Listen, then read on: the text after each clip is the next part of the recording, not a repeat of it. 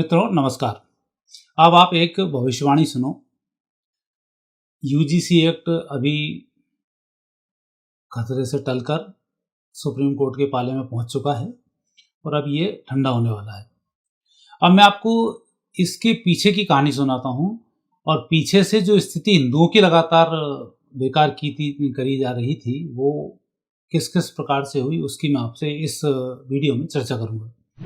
सबसे पहले जब मुगलों ने भारत के ऊपर आक्रमण करना शुरू किया तो उन्होंने भी नैना प्रकार के जजिया कर और कुछ कुछ कर लगाए। यात्रियों पर अकबर ने भी कर लगाए, औरंगजेब ने भी ऐसे कर लगाए। यात्रा करने वालों के लिए भी, अपने धर्म के दर्शन करने के लिए भी आपको पैसे देने पड़ते। स्वतंत्र भारत के बाद उन्हें अपने धर्म में जाने के लिए सरकार पैसा देती थी। ये उल्टी दो व्यवस्थाएं रही। तो ऐसा नहीं है कि हिंदुओं तुम आज से ही सताए जा रहे हो, तुम शुरू से ही सताए जा रहे हो। और ये जो बोलते हैं ना कि हम पर इतने सालों से अत्याचार हुए, तो भारत तो 1947 में आज़ाद हुआ है, तो किसी ओबीसी एससी एसटी पर 1947 के बाद कोई अत्याचार नहीं हुआ है। 0.1% होगा तो होगा, पहली बात। और ये वीडियो सभी देखना, क्योंकि इसमें सभी लोगों की पोल खुलने वाली है, चाहे ओबीसी हो, चाहे एससी एसटी हो, चाहे सवर्ण हो, चाहे कोई हो। दूसरी बात, ये स्थिति आई जब अंग्रेज आए, तो अंग्रेजों ने भी 1871 में कानून लेके आया। उस कानून का नाम था क्रिमिनल ट्रायल एक्ट। तो उसमें ट्राइबल जाति के जितने लोग थे, जो घुमक्कड़ जाति हैं, जो आजकल ओबीसी में भी आती हैं, एससी एसटी में भी आती हैं, उन सब जातियों पर वो को जन्म जाति ही अपराधी मानते थे। कोई भी वो अपराध हुआ, इवन इतना भी होता था कि इन राजाओं के, जो आज आपके बड़े हिमाकेदार बने रहते हैं और ये बोलते हैं हमने बहुत देश में स्वतंत्रता के बाद सुरक्षा दिलाई, वही एक राजा जो अभी इस यूजीसी एक्ट में भी शामिल था, उनके किले के सामने से यदि जूते पहनकर निकल जाता था तो जूते पड़ते थे, पकड़ के उनको बंद कर दिया जाता था। ये इनकी वो हैं आदतें, और जिन्हें अब छुपा रहे हैं और बता रहे हैं हम बहुत बड़े धर्माचार्य हैं और बहुत बड़ा हमने लोगों के ऊपर उपकार किया है। तो ये जो एक्ट लाया गया अंग्रेजों के द्वारा, इसीलिए लाया गया था कि यदि अंग्रेजों की बग्गी के सामने भी कोई भी इस प्रकार की घुमक्कड़ जाति निकलती है तो उसको पकड़ के जेल में डाल दिया जाता था। और जेल में डालने के बाद उसे चक्की पिसवाना, आपने देखा होगा, क्रांति फिल्म देखो आप, किस प्रकार से उन्होंने अत्याचार किए, ऐसे ही अत्याचार किए जाते थे। उस समय में व्यक्ति की उम्र 40-45 साल ही रह गई थी। खाना पीना कुछ नहीं देते थे, दिन भर बुनकरों के द्वारा बुनकर बनवा रहे हैं, कपड़े बनवा रहे हैं, ये सारे काम इनसे जेल में रख के कराए जाते थे। और उस एक्ट का जो दुरुपयोग था वही उसका दुरुपयोग था। तो पहली स्थिति तो मैंने आपको बताई मुगलों की, मुगलों ने क्या क्या किया। दूसरी स्थिति मैंने बताई आपको अंग्रेजों की, कि बाकी तो आप और भी देख लेना, बहुत सारे वो डले हुए हैं क्या क्या कैसे कैसे अत्याचार, चाहे मुगल हो, चाहे सवर्ण हो, चाहे ओबीसी हो, चाहे एससी एसटी हो, सबके ऊपर ये अत्याचार करते थे। दूसरी स्थिति की बात करता हूँ। दूसरी स्थिति में फिर भारत आज़ाद हो गया। आज़ाद होने के बाद जवाहरलाल नेहरू इस एक्ट को बंद नहीं करना चाहते थे, लेकिन जबरदस्त विरोध होने के बाद जैसे ही सवर्णों ने इकट्ठा होकर इन ओबीसी एससी एसटी वाले लोगों को उठाने के लिए जब अपने नियम एससी एसटी एक्ट वगैरह लागू करवाए, तब फिर इस नियम को समाप्त किया गया 1951 में, जवाहरलाल नेहरू के नहीं चाहते हुए भी। बाबा साहब अम्बेडकर ने व्यवस्थाएं दी, डॉक्टर राजेंद्र प्रसाद जी ने अपनी व्यवस्थाएं दी, और जिन लोगों ने संविधान को बनाने का काम किया, सभी लोगों ने काम किया था कि ओबीसी एससी एसटी बनाए जाएं और इनके लिए फिर उठाया जाए और उस पर एक कानून बने। वो कानून बनने के बाद फिर इस कानून पर और कड़ाई होती गई, चूँकि वाद विवाद की स्थिति कई बार बन जाती है, जिसमें कि ऊंच नीच भेदभाव, और ये भेदभाव किसने किए? इन्हीं राजाओं ने, इन्हीं ठाकुरों के गुलामों ने। और उसके बेस पर इतना बड़ा कानून बनाए गए जिससे और सवर्ण भी इस लपेटे में आ गए। कोई बनिए ने किसी भी एससी एसटी पर ऐसा कोई उत्पात या जुल्म नहीं किया कि उसको मारा, ठोका हो, पीटा हो। किसी पंडित ने ऐसा काम नहीं किया है, किसी कायस्थ ने ऐसा काम नहीं किया है। इवन ठाकुरों में चूंकि ठकरास होती थी, और ठाकुरों के भी विशेष जो अच्छे वर्ग के लोग हैं, जो राजा वर्ग के लोग हैं, उन्होंने अत्याचार नहीं किया, लेकिन जो गुलाम वर्ग के लोग हैं इन्होंने ये सारे काम किए, राजाओं को खुश करने के लिए ऐसा काम किया। तो ये स्थिति भी नेगेटिव है। चलो ठीक है, इस बात को भी मान लेते हैं आपकी कि हाँ सब सवर्णों ने बहुत अत्याचार किए, तो आपने नियम लागू कर दिया एससी एसटी एक्ट। अब हम बात करते हैं उन्हीं की, जो एससी एसटी के रूप में आप कलेक्टर बन गए उसी नियम का फायदा उठाकर, उसी एससी एसटी के नियम का फायदा उठाकर आप मंत्री बन गए। आपने अपने समाज का कितना फायदा किया। मैं ऐसे ऐसे कलेक्टरों को जानता हूं जिनके भाई आज भी वही काम कर रहे हैं जो काम उनका सदियों से चला आ रहा है। तो 5-5, 700, 1000 करोड़ के मालिक हैं। 1000 करोड़ में से यदि आप 500 करोड़ एक एक अपने परिवार के व्यक्ति को दान कर दो तो 500 व्यक्ति करोड़पति बन जाएंगे। लेकिन आपने क्यों नहीं किए? और एक कलेक्टर अभी जो इनका अध्यक्ष भी बना हुआ है, उसने कहा है कि सवर्णों की लड़की, ब्राह्मण की लड़की जब तक हमें नहीं मिल जाएगी तब तक हम ये नहीं मानेंगे। मतलब तेरे को अधिकार मिला एससी एसटी के तहत तो कलेक्टर बना, तो भाई अपने समाज की एक लड़की, गरीब लड़की को ले आना ताकि उसका भी उद्धार हो जाए। वहां तो यहाँ क्यों नाक रगड़ने में लगा हुआ है कि मुझे सवर्णों की लड़की चाहिए? सवर्ण तो तुम्हें सवर्ण मान ही रहे हैं, सवर्णों के साथ खाना पीना सब हो ही रहा है।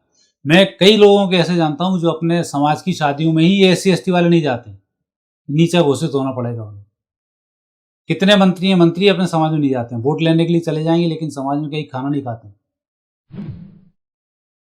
आपका नियम ये चाहिए था, यदि आप कलेक्टर बन गए थे तो उस नियम के तहत आपको खुद ही सवर्णों में सम्मिलित हो जाना चाहिए था और एससी एसटी वाला आपको जो भी सुविधाएं हैं सब सुविधाएं खत्म कर देनी चाहिए थी। अपने आप ही सवर्णों में शादी होने लग जाती है।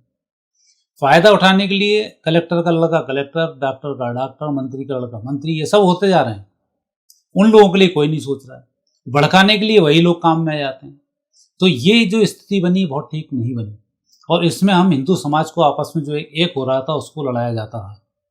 भला हो भगवान का और कुदरत का कि एक राम यात्रा निकली, राम रथ यात्रा आडवाणी जी ने निकाली, उसमें ये सभी समाज भगवान राम के नाम पर एकत्रित होना शुरू हुए और एकाकार बढ़ना शुरू हुआ। और वही कारण था कि आज ओबीसी में, सवर्णों में, एससी एसटी में, सब में एक दूसरे में संबंध हो रहे हैं, उसी रथ यात्रा का फल। और उसी रथ यात्रा के फल से बीजेपी की स्थिति लगातार मजबूत होती चली गई और हिंदू एक होता चला गया। और हिंदू एक हुआ तो मुस्लिम लोग की जो जितनी भी आतंकी गतिविधियां हैं, आतंकवाद में इनका सम्मिलित होना है, आतंकवाद में प्रायोजित होना है और इन लोगों का भटकना है, ये सब जैसे ही देखा कांग्रेस ने, कह रही ये तो बड़ा वो हो रहा है कि आतंकवादी को आतंकवादी कह दिया और हिंदू समाज इकट्ठा हो रहा है, तो फिर कांग्रेस ने अपनी एक चाल चली। इसमें कांग्रेस 2011 में कम्युनल वायलेंस एक्ट ले आई और उस कम्युनल वायलेंस जो एक्ट था उसमें सारे हिंदुओं को अपराधी घोषित कर दिया गया। यदि कोई भी मियाँ आके कुछ भी उत्पात मचाएगा और हिंदू उसका विरोध भी करेगा, प्रतिरोध भी करेगा, तो जाके शिकायत कर देगा और पूरा हिंदू समाज उसमें अंदर हो जाएगा। दो बच्चे लड़ते हैं आपसी बात के लिए और दो, एक सवर्ण है और एक ओबीसी है, एससी एसटी है, तो दो बच्चों की लड़ाई में पूरा समाज इन्वॉल्व हो जाता है। इधर पूरा सवर्ण समाज आ गया, इधर वो आ गया। ये ऐसा कौन सा कानून है? तो ये जो स्थिति है लगातार, फिर इसमें भी कांग्रेस ने, शासन ने जब देखा कि हिंदू एक हो रहे हैं तो फिर उन्होंने लड़ाने का एक काम किया कि अब हिंदुओं को मुसलमानों से लड़ा दो। और मुसलमान चूंकि आतंकी और अपराधी और इस देश पर कब्जा करना चाहते हैं तो उन्हें सपोर्ट प्रदान करो। कांग्रेस की पूरी नीति आपने देखी होगी कि इन आतंकियों और अपराधियों के खिलाफ कितनी नरम रही है और इनको बढ़ाने का कितना काम किया है। पूरे कश्मीर में हिंदू मारे जाते रहे, कभी कांग्रेस ने उनका विरोध नहीं किया। आतंकियों का, जो आतंकी थे, हिंदुओं पर अत्याचार करते थे, उन्हें प्रधानमंत्री कार्यालय में बुलाकर रोज अवतार पार्टी दी जाती थी, भोजन कराया जाता था। ये उनकी स्थिति थी। इस देश का कोई भी ऐसा शिक्षा मंत्री पैदा नहीं हुआ है जिसने कि इस देश में सनातनी संस्कृति को आगे बढ़ाकर कुछ काम करने की बात की हो।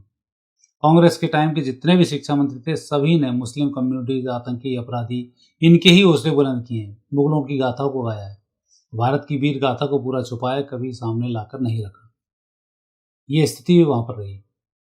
आज स्थिति बनती है ये कि ऐसा क्यों हो रहा है। तत्काल उन्होंने दिया, सुप्रीम कोर्ट ने बोला था कि इस पे एक नियम बनवाना है तो हमने नियम बना दिया।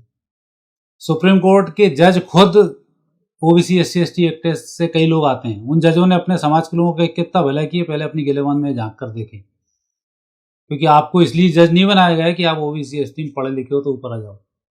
आपको इसलिए सुविधाएं प्रदान की गई ताकि आप अपने समाज के लोगों का ध्यान करके उन्हें आप आगे बढ़ाएं। सुप्रीम कोर्ट के लोगों को वो दिखाई नहीं देता है कि जरा सी वाद विवाद, जरा सी शादी होने पर, टूटने पर ये कितने दिन तक इस केस को लटका के रखते हैं। दहेज प्रताड़ना, दुनिया भर के मामले, झूठे मामले लाद देते हैं। वकील फिर गणित देता है, पॉक्सो एक्ट लगा दो, ये लगा दो, वो लगा दो, जबकि कोई बातें उसकी होती ही नहीं है। उस पर कभी सुप्रीम कोर्ट को समझ में नहीं आई कि इस पर एक गाइडलाइन तैयार की जाए ताकि आपसी सौहार्द घर में बना रहे। सास नंद ने बहू को परेशान किया तो सास नंद को तो अलग पटक दिया, दूसरे लोगों को रगड़ना शुरू कर दिया। पुलिस वालों ने जो बड़ा अच्छा देखा उसको लूटना शुरू कर दिया। इस पर कभी सुप्रीम कोर्ट का दिमाग नहीं घुसा। घूसखोरी में 1,000 करोड़ रुपए जिनके यहाँ निकल रहे हैं, उनके साथ क्या सजाएं दी जाए, उनका कोई वो नहीं है।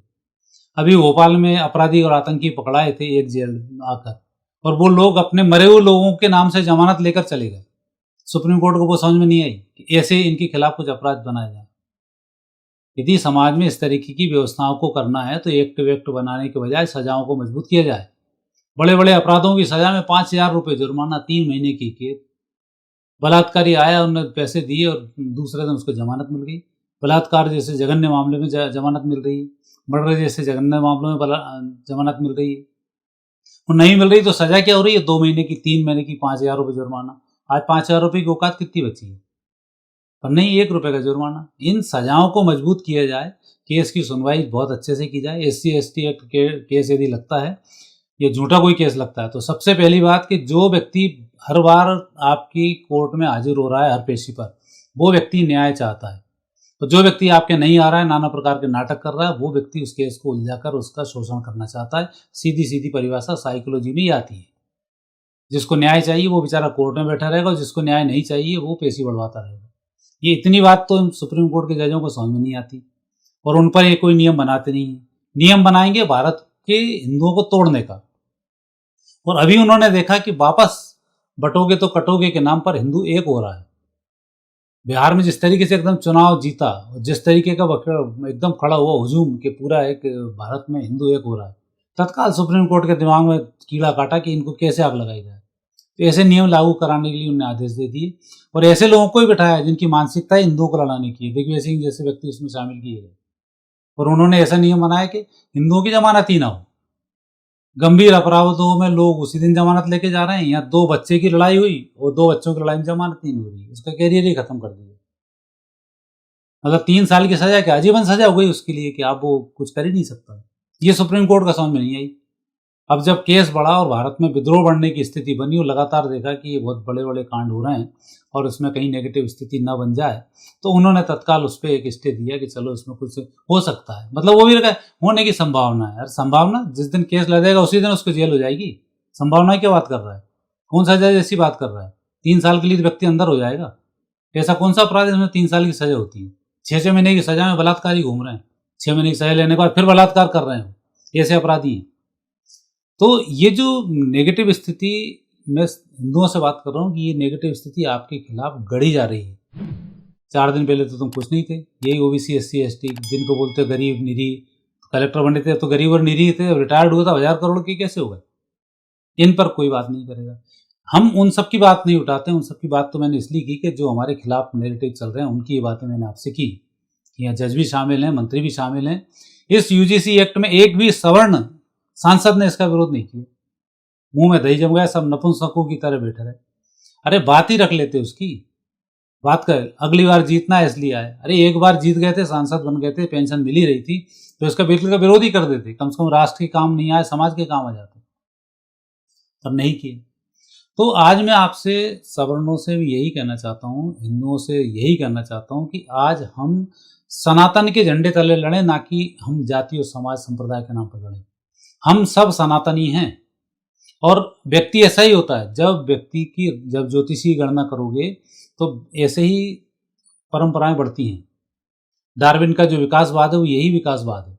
जब कोई जैसे 12 राशियों में यदि मिथुन राशि कन्या राशि को छोड़ दिया है तो सभी जानवरों की है। सिंह राशि का जो व्यक्ति है मांसाहारी होगा, घूमने वाला होगा, घर बैठेगा नहीं, घुमक्कड़ बनेगा। प्रथम चरण में यदि आप शेर से आप इंसान बने हो तो आप मांसाहारी होगे, हिंसक होगे और छोटे तबके में आपका जन्म होगा। फिर आप धीरे धीरे अगले जन्म में प्रोग्रेस करोगे, फिर प्रोग्रेस करोगे तो उस प्रोग्रेस करते करते आप ब्राह्मण तक पहुंच जाओगे, अर्थात उस मनुष्य की उस चेतना तक पहुंच जाओगे जिस चेतना से आपका जन्म हुआ है। भगवान का भी यही संदेश है। हम भगवान से बिछड़े हुए जीव हैं और हमें भगवान से ही जाके मिलना है। तो भगवान से मिलने की ये पूरी एक यात्रा है। रेदास जी का क्या सम्मान नहीं हुआ? वाल्मीकि जी का सम्मान नहीं हुआ? विश्वामित्र जी का क्या सम्मान नहीं हुआ? ये तो सभी छोटे वर्णों से आते थे, जो ब्राह्मण तक की उसमें आए, ब्राह्मणों ने उनके पैर पूजे। तो हम उस यात्रा पर हैं, वो सनातन हमारी वो यात्रा कराता है। और इस यात्रा में अड़ंगे डालने के लिए ये इस तरीके की एक कांग्रेस लेकर आई, अंग्रेज लेकर आए, मुसलमान लेकर आए और तथाकथित हिंदू भी। और ये जज जुडिशरी जो है वो इसमें टांग फंसा रही है। ये कहीं ना कहीं से दूसरे लोगों से, या यूँ कहें कि हम डीप स्टेट से प्रभावित ये लोग हैं। इसकी जांच करोगे तो आपको गंभीर डीप स्टेट मालूम पड़ेगा कि शिक्षा मंत्री को भी खरीदा गया है और जो जज जिन्होंने आदेश दिए उनको भी रगड़ा होगा और जितने लोग इस कमेटी में आए होंगे सबके साथ कुछ ना कुछ डीप स्टेट ने खेल किया होगा ताकि इन हिंदुओं को आपस में लड़ाया जाए। चूंकि कुदरत अभी सब सनातन के साथ में है, इसलिए सब सनातनियों के साथ ऐसा हो रहा है। अन्यथा कांग्रेस का सुपड़ा साफ नहीं होता। 2011 के बाद नियम बनाने के बाद कांग्रेस का सुपड़ा साफ हो गया। 2 लाख करोड़ के आसामी है। अपनी संपत्ति तो उन्होंने बचा ली, बाकी हिंदुओं को एक नहीं होने दी। तो ये जो हम सब समाज के खिलाफ, हम सनातनियों के खिलाफ ये षड्यंत्र लगातार हो रहे हैं। तो अब हमें जो ओबीसी, एससी, एसटी जो भी होना था, जितना होना था उतना हो गया। अब कलेक्टर के बच्चे कलेक्टर बन रहे हैं, मंत्रियों के बच्चे मंत्री बन रहे हैं, बाकी जो पिछड़े पड़े हैं वो अभी भी पिछड़े और आगे भी पिछड़े ही रहेंगे, क्योंकि तुम्हारे दिमाग में ही पिछड़ापन भरा हुआ है। ऐसे सवर्ण जो सवर्णता बताते थे, जो पंडिताई बता रहे हैं, जो भेदभाव रख रहे हैं, वो आज भी समाज से ही बाहर हैं। उनकी कोई वैल्यू नहीं है, चाहे कितने बड़े पंडित हों, उनकी कोई वैल्यू नहीं बची है। तो इस समय इंसानियत की वैल्यू है, और हम इंसानियत के लिए और हम अपने सनातन को बढ़ाने के लिए काम कर रहे हैं, और वही स्थिति बन रही है। और इसलिए 2030 तक का ये समय ज्योतिषी गणना है। सिर्फ 4 साल तक एक होके रह लो, सनातनी होके रह लो, अन्यथा मारे जाओगे। और पूरी दुनिया में जिस तरीके से अब हाहाकार मचने वाला है, मेरी भविष्यवाणी आप देख ही रहोगे। 2025 आपने देखा आपदाओं भरा था, 26 की ओपनिंग में ही आपने देखा किस प्रकार से तूफान आए, बर्फीले तूफान आए। तूफान ठंडे होने वाले नहीं है, अभी तो पहाड़ फिर धसकेंगे, फिर बारिश खतरनाक होगी, फिर ऐसी स्थिति बनेगी। 26-25 से ज़्यादा खतरनाक हो, 26 से ज़्यादा खतरनाक 27 है। ये जो अभी घटनाएं घट रही हैं, एक बड़ी जियोलॉजिकली स्थिति देखी जाए, ग्रह स्थिति देखी जाए तो बहुत बेहतर नहीं है। कौन बचेगा, कौन जिएगा 2030 तक, किसका कोई भरोसा नहीं है। तो प्रेम से रह लो, बनेगा तो उसके की लड़ने के बजाय। और इसलिए समस्त हिंदुओं से मेरा निवेदन यही है कि आप सब एक सनातनी झंडे के नीचे आ जाओ। आज कोई भी ब्राह्मण किसी भी हरिजन दलित के घर खाने में नहीं हिचकिचाता है। कोई कलेक्टर दलित है और उसके घर से निमंत्रण आता है, पंडित जाता है, वहाँ उसकी शादी कराता है, वहाँ खाता पीता और आ जाता है। ये एकता की, सनातन की व्यवस्था है। तो उसमें अब जो स्थिति बन चुकी है कि हम एक होते चले जा रहे हैं। और कलयुग ने भी कहा था कि मैं सारे जातिगत भेदभाव सब मिटा दूंगा, कोई समझ में ही नहीं आएगा कि कौन कमजोर है, कौन गरीब है, कौन अमीर है, कौन क्या है। और आज देखो आप, समझ में आ रहा है। हर व्यक्ति के पास गाड़ी है, हर व्यक्ति के पास अपने अपने घर हैं, बहुत अच्छे सब कपड़े पहन रहे हैं। कहीं समझ में ही नहीं आता, मार्केट चले जाओ तो कौन दलित है, कौन सवर्ण है, कौन क्या है। तो जब कुदरत आपके साथ में है, कुदरत आपको सनातनी बनाना चाहती है, कुदरत सब हिंदुओं को एक कर रही है, तो आप अलग क्यों हो रहे हैं? तो यही संकेत है, अब हम सनातनी सब एक हो जाएं भगवान की इस शिक्षा को मानते हुए, तो बहुत ही अच्छा होगा। एक मैं छोटी सी कहानी सुनाता हूँ 1 मिनट की। एक सन्यासी था जो यात्रा कर रहा था नाव में। उस नाव में और लोग भी बैठे हुए थे। नाव बीच में आने के बाद तूफान सा आया और नाव की स्थिति डूबने जैसी हुई, पानी कहीं भर रहा कहीं कुछ हुआ। तो वो सनातनी अपने जूते से पानी लेकर बाहर से अंदर डाल रहा था, और लोग पानी बाहर फेंक रहे हैं ताकि नाव न डूब जाए। लोग चिल्ला रहे हैं, फिर भी डाले जा रहे हैं। तो बाद में जैसे तूफान थमा तो वो भी पर पानी बाहर निकालने लग गए। तो लोगों ने कहा, महाराज तुम कर क्या रहे थे? जब डूब रही थी तब पानी भर रहे थे, और जब बच गई तो पानी खाली कर रहे हो, ऐसा क्या है? तो वो बोले कि मुझे लगा कि प्रभु की इच्छा है नाव डुबाने की, तो मैंने प्रभु की उसमें मदद करने की कोशिश की। लेकिन जैसे ही वो नाव बचने लग गई तो मुझे लगा प्रभु की इच्छा बचाने की, तो मैंने पानी बाहर फेंकना शुरू कर दिया। अर्थात वो व्यक्ति भगवान की इच्छा को मानकर सब काम करने लगा। और भगवान की इच्छा है सनातन एकत्रीकरण की, और सनातन ही पूरी दुनिया में छाएगा 2030 के बाद। ये आप लिख के रख लो। मैं भी ज्योतिषी हूँ, मैं भी यहीं बैठा हूँ, आप भी यहीं बैठे। अब दुनिया में कोई भी सनातन का कुछ भी बाल बांका नहीं कर सकता है, ये गारंटी है। सनातन ही सनातनियों का सत्यानाश कर सकते हैं। शकुनी की बुराई हर व्यक्ति करेगा जिसने अपने परिवार को तोड़ने का काम किया। आज तुम ही लोग अपने परिवारों को तोड़ रहे हो, शकुनी का काम हर व्यक्ति कर रहा है। ओबीसी, एससी, एसटी के जो नेता हैं, जो सवर्णों से लड़ा रहे हैं, ये सब शकुनी का काम कर रहे हैं। जब देश इकट्ठा हो रहा है, ये जज जो बात कर रहे हैं कि आप हमें नियम बनाए जाएं, तो ये सब शकुनी का काम कर रहे हैं। वो नेता जो इनको मिटा रहे हैं, वो सब शकुनी का काम कर रहे हैं। सारे शकुनी हैं। जो एक करेगा वो भगवत सत्ता के साथ होगा, जो तोड़ेगा वो शकुनी के साथ होगा। सीधा सा नियम है, आने वाले समय में जो महाभारत होगी उसमें जो शकुनी के साथ में लड़ाने का काम कर रहा है, अपने आप को हीन मानना रहा है, वो सब दुर्योधन की तरफ है। और जो व्यक्ति विश्व का कल्याण चाहते हैं, विश्व में शांति चाहते हैं, गौ रक्षा की बात करना चाहते हैं, हर व्यक्ति के लिए सबका साथ सबका विकास की बात कर रहे हैं, वो सब पांडवों के साथ में है। जो तोड़ रहे हैं वो सब कौरवों के साथ में। अब महाभारत शुरू हो चुका है। युद्ध में बस बिगुल बचना बाकी है, और 2027 में बिगुल वो बच जाएगा। और 29 में कौन बचेगा कौन नहीं बचेगा इसका कोई हिसाब किताब नहीं है। तो 30 तक का ही पूरी व्यवस्था है भैया। 4 साल बचे हुए हैं, शांति के साथ गुजार लो, सनातन के साथ गुजार लो, सनातन नियमों से गुजार लो। मेरी तो आपसे यही गुजारिश है। आगे आपकी मर्जी। और फिर नए विषय के साथ आपके सामने उपस्थित होऊंगा। आज्ञा दीजिए। नमस्कार।